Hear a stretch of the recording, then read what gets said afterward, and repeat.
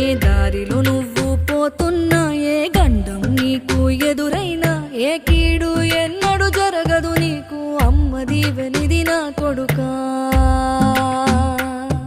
ఈ దిక్కులు నీతో కదిలేను, ఆ చుక్కలి దిష్టి తీసేను, ఏ గాలి ధూళి సోకదు నిన్ను, అమ్మ దీవెనిది నా కొడుకా. ఏ పిడుగుల చప్పుడు వినపడినా, ఏ బూచోడి